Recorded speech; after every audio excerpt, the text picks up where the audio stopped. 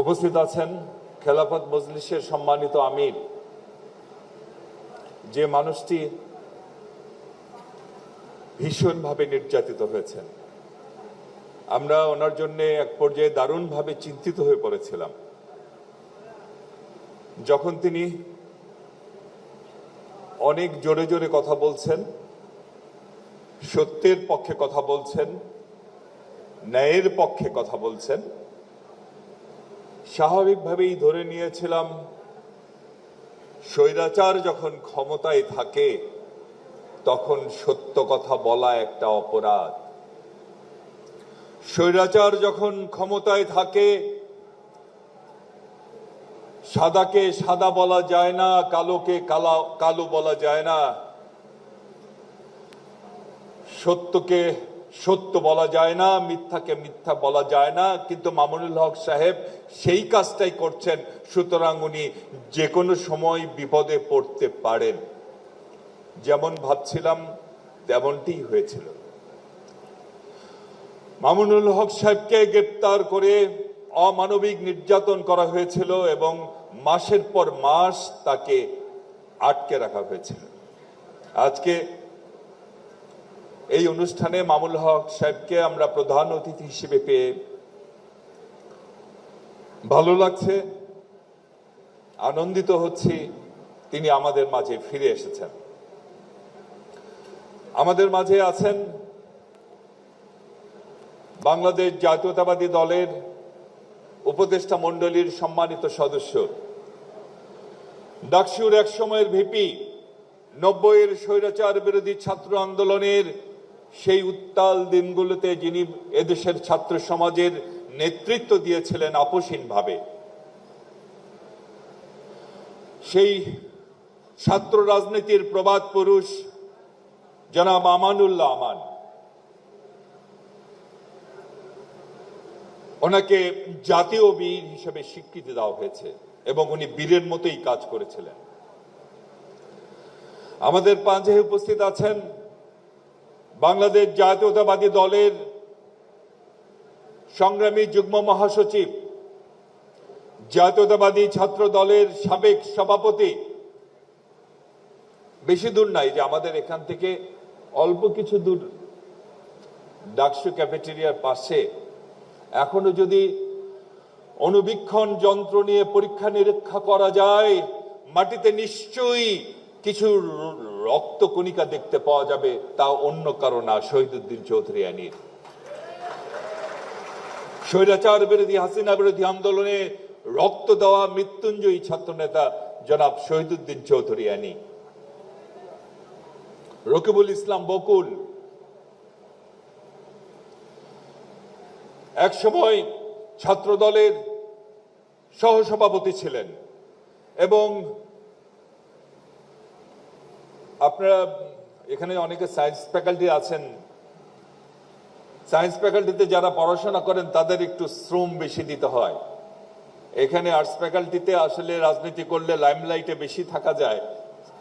তো রকিবুল ইসলাম বকুল সেই সময় সায়েন্স ফ্যাকাল্টিতে স্বৈরাচারের সকল অত্যাচারকে ধারণ করে, শরীরে ধারণ করে লড়াই করে গেছেন, পরিশ্রম করে গেছেন এবং আজকে জাতীয়তাবাদী ছাত্র দলের ছাত্র বিষয়ক সম্পাদক হয়েছেন। আমার বিশ্বাস অবশ্যই রকিবুল ইসলাম বকুল এই দায়িত্ব পালনে 100% সফল হবে, কারণ সফল হতে যেভাবে নিজেকে গড়ে তুলতে হয় সেভাবেই নিজেকে গড়ে তুলেছেন জনাব রকিবুল ইসলাম বকুল। এবং আমরা ইদানিং ডিফারেন্সটা দেখতে পাচ্ছি যে ছাত্রদলের কর্মকাণ্ডে ব্যাপক পরিবর্তন এসেছে এবং যার জন্য রকিব নাসিরের পাশাপাশি অবশ্যই রকিবুল ইসলাম বকুলকে আমাদের ধন্যবাদ দিতে হবে। আমাদের মাঝে উপস্থিত রয়েছেন বিগত স্বৈরাচার বিরোধী আন্দোলনে যে ছেলেটি, যে যুবকটি ছাত্রদল এবং যুবদল উভয় সংগঠনেরই নেতৃত্ব দিয়েছেন, সফলভাবে সেই আন্দোলনকে এগিয়ে নিয়ে গেছেন, বারবার জেলে গিয়েছেন, অমানসিক নির্যাতন সহ্য করেছেন, তবুও লড়াই থেকে পিছু হটেননি আমাদের সুলতান সালাউদ্দিন টুকু, বিএনপির সংগ্রামী প্রচার সম্পাদক। খুব ভালো লাগে এখন বিএনপির মিটিং হলেই আমরা টুকুকে ফ্রন্ট লাইনে দেখতে পাই, এটাই তার প্রাপ্য ছিল। উপস্থিত আছেন ছাত্রদলের বিপ্লবী সাধারণ সম্পাদক আমাদের নাসির, রাকিব এবং নাসির। একদম ছাত্রদলের এই সময় যেমন নেতা দরকার আমরা তেমনই পেয়েছি। এত সুন্দর কথা বলছেন, এত সুন্দর কথা বলেন মিডিয়ার সামনে যে ছাত্রদল যে স্মার্ট ছেলেদের সংগঠন তা বারবার প্রমাণিত হয়। আমি রাকিব আর নাসিরকে ধন্যবাদ জানাচ্ছি যে তোমরা আমাদের এই সংগঠনের মর্যাদা ধরে রেখেছ। ভাইরা আমার, ছাত্রদল ট্যালেন্টদের সংগঠন, সুতরাং ট্যালেন্ট খুঁজবে, এটাই তো স্বাভাবিক। আজকে এতক্ষণ আমরা তেলাওয়াত শুনলাম, আমরা পবিত্র কোরআনের বিভিন্ন অংশ আমাদের ছোট্ট ছোট্ট ভাই বোনেরা উচ্চারণ করলো। আমরা হারিয়ে গিয়েছিলাম সেই জগতে। কি কষ্ট তারা করেছেন। রোম যেমন একদিনে তৈরি হয়নি, কথাই বলেন না, Rome was not built in one day. ঠিক তেমনি ভাবে তারা আজকে যেভাবে উচ্চারণ করলো, যে সুর মূর্ছনায় আমাদের মোহিত করে দিল, তা কিন্তু তারা একদিনে অর্জন করেনি। মাসের পর মাস, বছরের পর বছর তারা প্র্যাকটিস করেছে। আমি ছাত্রদলের ভাইদের বলবো যে প্রক্রিয়া যেন অব্যাহত থাকে। মেধাবীদের, গুণীদের খোঁজার এই যে প্রক্রিয়া চলছে, শুরু করেছে জাতীয়তাবাদী ছাত্রদল, প্রতিটি ক্ষেত্রে যেন তা অব্যাহত থাকে। অত্যন্ত অ্যালার্মিং একটি বিষয় তা হচ্ছে আমাদের মেধাবীরা, আমাদের গ্রামাঞ্চলে যে মেধাবীরা, তারা কিন্তু এখন খুব একটা এগুতে পারছে না। এক সময় বাংলাদেশের বেশিরভাগ সেক্রেটারি খোঁজ নিলে দেখা যাচ্ছে যে সচিবালয়ে তারা গ্রাম থেকে এসেছে। বড় বড় অফিসার তারা বেশিরভাগই গ্রাম থেকে এসেছে। বড় বড় কবি, সাহিত্যিক, পলিটিশিয়ান তারা সবাই গ্রাম থেকে এসেছে। বড় বড় ডাক্তার, ইঞ্জিনিয়ার তারা সবাই গ্রাম থেকে এসেছে। কিন্তু শিক্ষার বাণিজ্যিকরণ এবং নগরায়নের যে আজকে দুঃখজনক প্রচেষ্টা অব্যাহত চলছে, তাতে কিন্তু আমাদের গ্রামের ট্যালেন্টরা না হারিয়ে যায়। তাই জাতীয়তাবাদী ছাত্র দলকে বলবো, প্রতিটি ক্ষেত্রে, বিশেষ করে গ্রামের দিকে, বিশেষ করে আমাদের জেলাগুলোতে যারা একটু পশ্চাৎপদ, সেদিকে নজর দিয়ে সেখান থেকে প্রতিভাবান ছেলে মেয়েদের আমাদের বের করে আনতে হবে এবং তাদের এগিয়ে দিতে হবে। কারণ ছাত্রদলই তো ট্যালেন্টের মূল্যায়ন করবে। এর আগেও তো ছাত্র সংগঠন ছিল, এর আগেও ছাত্র সংগঠন ছিল, কিন্তু ওই যে রতনে রতন চেনে, আর একটা বিশেষ প্রাণী, রমজান মাসের নামটা না নেওয়াই ভালো, একটি বিশেষ প্রাণী, সে চেনে কচু। সুতরাং ছাত্রদল ট্যালেন্ট খুঁজবে, আর অন্য সংগঠন তারা খুঁজবে কি? গুন্ডারা গুন্ডা খুঁজবে, খুনিরা খুনি খুঁজবে, ধর্ষণকারীরা ধর্ষণকারী খুঁজবে, এই তো, তাই না? ভাইরা আমার, আমি আবারও ধন্যবাদ জানাই। হ্যাঁ, যারা বলে, একটি মহল বলে বেড়ায় যে একই সাপের দুই মুখ, বলে বেড়াচ্ছে, তাই না? একই সাপের নাকি দুই মুখ, একটা আওয়ামী লীগ আর একটা বিএনপি। যারা এই কথা বলে তাদেরকে বলবো, আসেন আসেন, এই টিএসসিতে আসেন, দেখে যান। আগে ছাত্রলীগ ছিল, এখন ছাত্রদল। ছাত্রলীগ কি করেছে আর ছাত্রদল কি করছে দেখে যান। আমি অনেক কথা বলতে চেয়েছিলাম, বলতে চাচ্ছি না। চাই সবাই মিলে একসাথে থাকি যাতে দেশে গণতন্ত্রটা ফিরিয়ে আনা যায়। কিন্তু অনেকের তো মুখ দেখে ঠিক থাকে না, চান্স পেলেই একটা বিএনপিকে গুতা মারে, তাই না? থাক, আমি সাম্প্রতিক কিছু বিষয়ে ফিরে আসি, কথা বলি। যদিও একটি একটি প্রতিযোগিতা একটু অপ্রাসঙ্গিক মনে হতে পারে, কিন্তু ওই যে ঢেকি স্বর্গে গেলেও নাকি ধানই ভাঙ্গে। আমি ঠিক জানি না বেহেশতে ঢেকির কোনো ব্যবস্থা আছে কিনা, এবং বেহেশতে ঢেকির ভূমিকা কি থাকবে আমি ঠিক জানি না। আর পলিটিশিয়ানরা বেহেশতে যেতে পারবে কি পারবে না তাও আমি বলতে পারি না। এবং এখানে যিনি কিছুদিন আগেও ক্ষমতায় ছিলেন, শেখ হাসিনা, উনি যদি সেখানে যায় কি করবেন তা অবশ্য বলা ঠিক হচ্ছে না মনে হয়। আমি জানি না ওনার কি হবে, মহান আল্লাহ তাআলা জানেন সবকিছু। তবে পলিটিশিয়ানরা স্বর্গে গেলে সেখানেও বক্তৃতা দিবেন কিনা এটা আসলে বলা যাচ্ছে না।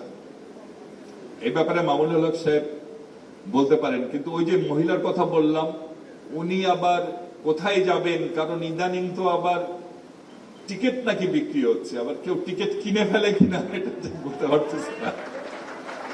মামুনুল হক সাহেব নিশ্চয় বলবেন যে টিকিট কাটার ব্যবস্থা আছে নাকি ওখানে যাওয়ার। আচ্ছা, যাই হোক, সংগ্রামী ভাইরা বোনেরা, এখানে ছাত্র দলের অনেক ভাই এবং বোনেরা আছেন আমি জানি। আপনাদের উদ্দেশ্যে কিছু কথা আমি বলতে চাই। দেশের বর্তমান পরিস্থিতিতে কিছু কথা বলার প্রয়োজন আছে। যে সাম্প্রতিক সময়ে কিছু কিছু ঘটনা আমাদের দলের ভাবমূর্তি নষ্ট করছে। এর অধিকাংশই অপপ্রচার, তবে সম্পূর্ণভাবে যে অপপ্রচার তা কিন্তু আমরা বলতে পারছি না। কিছু কিছু ঘটনা বলছি, সেটা না হয় কারা করছে বাদ দিলাম, কিন্তু ছাত্র দলের কাছে আমরা বলতে চাই যে তোমাদের কাছে আমাদের যে প্রত্যাশা সেই কথা আমি বলতে চাই। তা হচ্ছে যে আমরা জানি দীর্ঘ 15-16 বছর তোমাদের উপর অনেক অত্যাচার হয়েছে, অনেক নির্যাতন হয়েছে। তোমরা বারবার নির্যাতিত হয়েছে রাস্তায়, তোমাদের শরীর থেকে রক্ত ঝরেছে, তোমাদের হাতের উপর তোমরা তোমাদের সহযোদ্ধার রক্তাক্ত শরীরকে তোমরা বহন করেছো। কত শহীদকে যে তোমরা কবরস্থ করেছো তা তোমরা ভালো করে জানো। স্বাভাবিকভাবেই তোমাদের মনে প্রতিহিংসা দানা বাঁধতে পারে। এখন প্রতিহিংসা পূরণের পথ কি? প্রতিহিংসা পূরণের দুটো পথ আছে। একটি পথ আছে, যে পথ হচ্ছে একইভাবে তা ফিরিয়ে দেওয়া। যারা তোমাদের উপর হামলা করেছে সেইভাবেই তোমরা তাদের উপর হামলা করবা। যারা তোমাদের শরীর থেকে রক্ত নিয়েছে একইভাবে তোমরা তাদের শরীর থেকে রক্ত নিবা। সেটি একটি পথ। আরেকটি পথ খোলা আছে, সেই পথটির ব্যাপারেই আমি কথা বলতে চাই। এবং সেই পথটি বোঝানোর জন্য আমি সাউথ আফ্রিকার একটি উদাহরণ তোমাদের সামনে আমি তুলে ধরতে চাই। 1990 সালের 11 ফেব্রুয়ারি সম্ভবত নেলসন ম্যান্ডেলা 27 বছর জেল খাটবার পরে যখন জেল থেকে মুক্তি পাচ্ছিল, তখন সেটি শুধুমাত্র নেলসন ম্যান্ডেলার মুক্তি ছিল না, সেখানকার বছরের পর বছর নির্যাতিত নিগ্র কৃষ্ণাঙ্গদের মুক্তি ছিল সেই নেলসন ম্যান্ডেলার মুক্তির মধ্য দিয়ে। যখন নেলসন ম্যান্ডেলার মুক্তি সমাগত, যখন কৃষ্ণাঙ্গদের মুক্তি হচ্ছে, তখনও কিন্তু তাদের সামনে দুটো রাস্তা খোলা ছিল। তারা কি একই কায়দায় যারা তাদের উপর, যে শ্বেতাঙ্গরা তাদের উপর এতদিন ধরে নির্যাতন চালিয়েছে, হত্যা করেছে, গুম করেছে, শরীর থেকে রক্ত ছড়িয়েছে, তারা কি সেই একই কায়দায় শ্বেতাঙ্গদের উপর হামলা চালাবে নাকি চালাবে না, অন্য পথ খুঁজবে? তখন নেলসন ম্যান্ডেলা মুক্ত হয়ে আসলেন। নেলসন ম্যান্ডেলার সেই যে কারাগার থেকে যখন মুক্ত হচ্ছেন নেলসন ম্যান্ডেলা তার এক আত্মজীবনীতে বলেছেন, সাক্ষাৎকারে বলেছেন, আমি যখন আমার কাগজ, মুক্তির কাগজ যখন জেল গেটে আসলো, আমার সেল থেকে যখন আমাকে বলা হলো আপনার কাগজ চলে এসেছে, আপনার মুক্তির জন্য আপনার দলের লোকজন, আপনার পরিবার অপেক্ষা করছেন, আমি তখন সেল থেকে বের হয়ে ধীরে ধীরে আমি মূল গেটের দিকে অগ্রসর হলাম। যখন আমি ঠিক মূল গেটের সামনে এসে দাঁড়ালাম, তখন হঠাৎ করে আমার মাথায় একটি চিন্তা আসলো। আমি দাঁড়িয়ে গেলাম, আমি ভাবতে লাগলাম, এই যে 27 বছর, এর মধ্যে বড় একটি সময় আমার কেটেছে সেই রববেন আইল্যান্ডের সেই জেলখানায়, সেই চূড়াপাথর বেষ্টিত সেই জেলখানায়। যত দুপুর হতো, সূর্যের তাপ তত সেই চূড়াপাথরের উপর পড়তো এবং ধীরে ধীরে সেই জেলখানা উত্তপ্ত হয়ে উঠত। সেই জেলখানার একটি ছোট্ট কামরায় তার বছরের পর বছর কেটে গেছে। কি ভীষণ এক উত্তপ্ত পরিবেশে সময় কেটেছে, কি ভীষণ নির্যাতনের মধ্যে সেই সময় কেটেছে নেলসন ম্যান্ডেলা বললেন, তখন আমার উপর পরিচালিত সমস্ত অত্যাচার, নির্যাতন আমার মাথার মধ্যে তখন ঘিরে বসেছে। আমাকে আমার পরিবারের উপর যে অত্যাচার করা হয়েছে, আমার ন্যাশনাল কংগ্রেস ANC সদস্যদের উপর যে নির্যাতন করা হয়েছে, শ্বেতাঙ্গ ক্লার্ক সরকার কর্তৃক, সমস্ত স্মৃতি তখন আমাকে ঘিরে ধরেছে। আমি একটু দাঁড়ালাম, দাঁড়িয়ে চিন্তা করলাম, আমি যদি এই স্মৃতিগুলো নিয়ে, আমি যদি এই কষ্টগুলো নিয়ে, আমি যদি এই ক্ষোভগুলো নিয়ে এই কারাগারের বাইরে যাই, তাহলে তো আমি মুক্ত ম্যান্ডেলা নই। হয়তো আমি পাথরের কারাগার থেকে মুক্ত হলাম, কিন্তু তখন আমি প্রতিহিংসার কারাগারে বন্দী, তখন আমি ক্ষোভের কারাগারে বন্দী হব না। না না, আমি মুক্ত হতে চাই। তাই সেই সময় কারাগারের ভিতরেই আমি আমার সমস্ত ক্ষোভ, সমস্ত দুঃখ, সমস্ত কষ্ট ঝেড়ে ফেলে আমি মুক্ত ম্যান্ডেলা বের হয়ে এসেছি। সেই পথ দিয়েই ম্যান্ডেলা হেঁটেছেন দ্বিতীয় পথ, এবং কৃষ্ণাঙ্গরা হেঁটেছেন। নেলসন ম্যান্ডেলা যদি প্রতিহিংসার সেই প্রথম পথে হাঁটতেন, আজকে যে উন্নত ম্যান্ডেলা আমরা, আজকে যে উন্নত আফ্রিকা আমরা দেখছি, আজকের যে সমৃদ্ধ আফ্রিকা আমরা দেখছি, এই আফ্রিকা আমরা পেতাম না। একটি ধ্বংস বিধ্বস্ত ক্ষত বিক্ষত সাউথ আফ্রিকা হয়তো আমরা পেতাম। একজন মানুষ, নেলসন ম্যান্ডেলা, ঘুরিয়ে দিয়েছেন আফ্রিকার ভবিষ্যৎ একটি সিদ্ধান্তের কারণে। ভাইরা আমার, এবার আমরা বলুন, আপনারাই বলুন, আপনারা কোন পথ দিয়ে হাঁটতে চান? ছাত্রদল চাইলে সব পারে, আমি জানি সেই শক্তি ছাত্রদলের আছে। ছাত্রদল চাইলে বাংলাদেশে সবই পারে। এই সংগঠন করে আমি এসেছি, আমি জানি আপনাদের স্পিড, আপনাদের সাহস। কোন পথে হাঁটতে চান? প্রথম পথ না দ্বিতীয় পথ?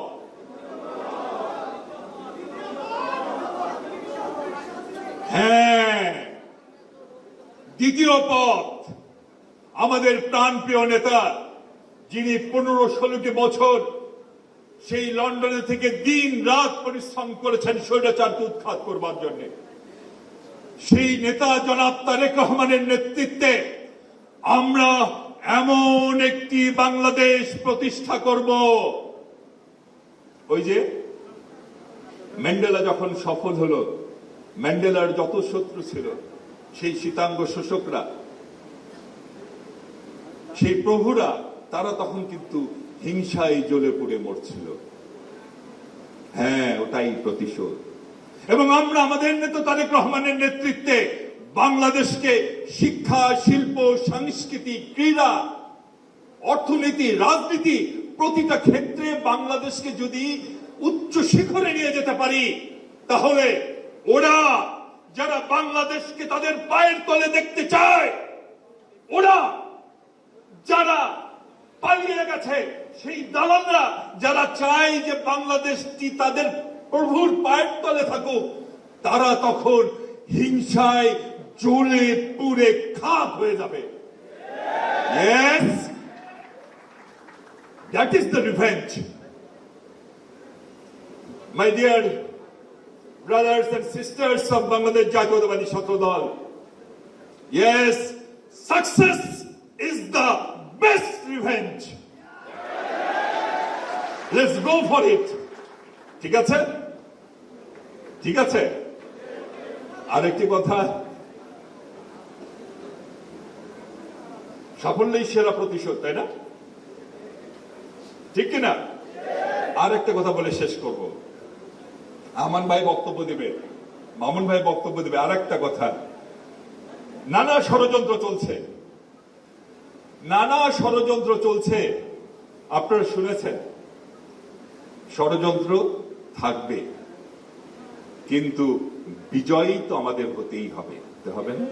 ছাত্র দলের ভাইরা কি কষ্ট আপনারা করেছেন। আমি ছাত্র দলের ভাই বোনদের ধন্যবাদ দেওয়ার ভাষা আমি খুঁজে পাই না মাঝে মধ্যে। এই 16টি বছর আপনারা ক্লাস করতে পারেন নাই, নিজ নিজ ক্যাম্পাসে যেতে পারেন নাই, পরীক্ষা দিতে গিয়েছেন, রক্ত মাখা শরীর নিয়ে ফিরে এসেছেন, সেই দৃশ্য কিন্তু আমরা বলি নাই। মাসের পর মাস পরিবারকে জবাব দিতে পারেননি, পরিবার টাকা পাঠাতে পারেনি আপনাদের কাছে। কি কষ্ট আপনারা করেছেন। কেউ হলে থাকতে পারেন নাই, ম্যাচে থেকেছেন, কেউ কেউ আমি জানি কেউ কেউ 2-3 বেলা না খেয়েও থেকেছেন। এত কষ্ট করেছেন, কিন্তু আপনারা রাজনীতি ছেড়ে আসেননি, বিএনপিকে ছেড়ে যাননি, আন্দোলন থেকে পিছু হটেন নাই। আপনারাই হচ্ছেন জেনুইন যোদ্ধা। ভাইরা আমার, আন্দোলনের সেই উত্তপ্ত দিনগুলো, গ্রীষ্মের সেই উত্তপ্ত আন্দোলনের গ্রীষ্মের সেই উত্তপ্ত দিনগুলো চলে গেছে। এখন কিছুটা শীতের স্নিগ্ধ দিন এসেছে। শীত যখন এসেছে, তখন বসন্ত আসতেই হবে, তাই না? একটা শেলির একটা কবিতার 2টা লাইন, আমার খুব প্রিয় 2টা লাইন বলি আপনাদের। If winter comes, can spring be far away? শীত যদি আসে, বসন্ত কি দূরে থাকতে পারে? সুতরাং বিজয় আমাদের হবেই, বসন্ত আসবেই, খালি একটু সতর্কভাবে চলতে হবে। কুয়াশা আসবে, ষড়যন্ত্র আসবে, যারা করে তাদের শক্তি ক্ষমতা সব আমাদের জানা আছে। প্রয়োজন হলে যে কোনো ভূমিকায় যাওয়ার জন্য জাতীয়তাবাদী ছাত্র দলকে সব সময় প্রস্তুত থাকতে হবে। ঠিক আছে?